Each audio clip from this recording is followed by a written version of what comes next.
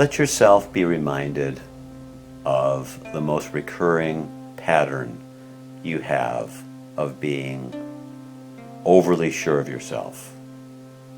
It might come in the form of moralism or righteousness or frustration, annoyance. But it's a time when you're in a good deal of pain, perhaps without realizing it, because you're so sure that you deserve something, that you've been wronged, that you're right about something. And you're looking for these times when they are really quite difficult.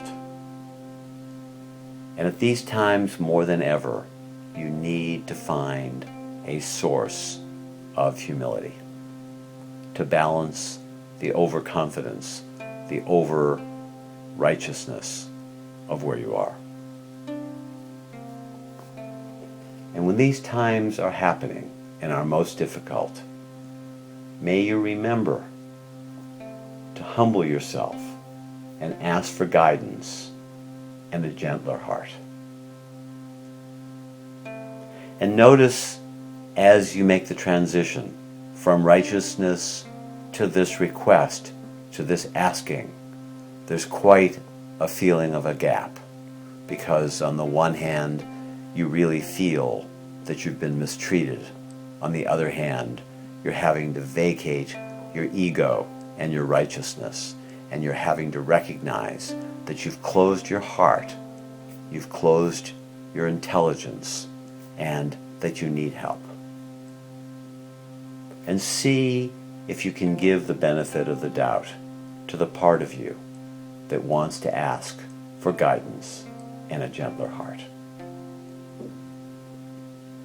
And may you remember to ask for help when you most believe that you deserve it from the outside, especially when you feel most lost.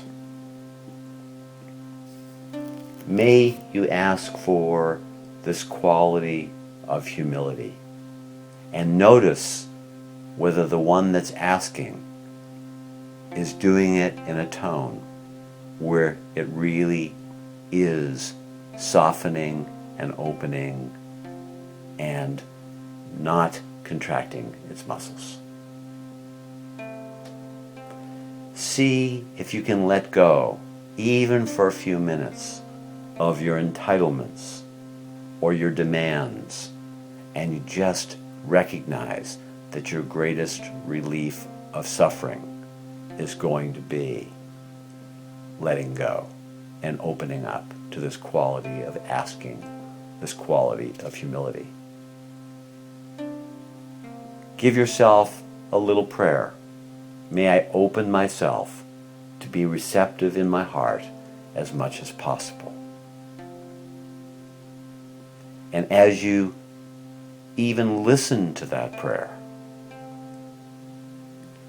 see if you can start to do what it takes with your breathing, with the softening of your mind, the softening of your muscles.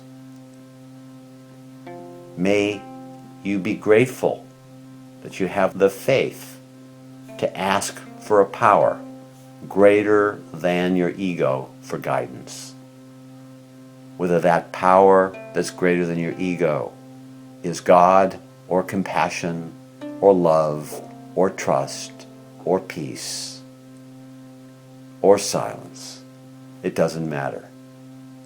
But may you find a place of gratitude or appreciation or faith that the answer is going to lie in being able to seek a place of humility, of tenderness, of surrender.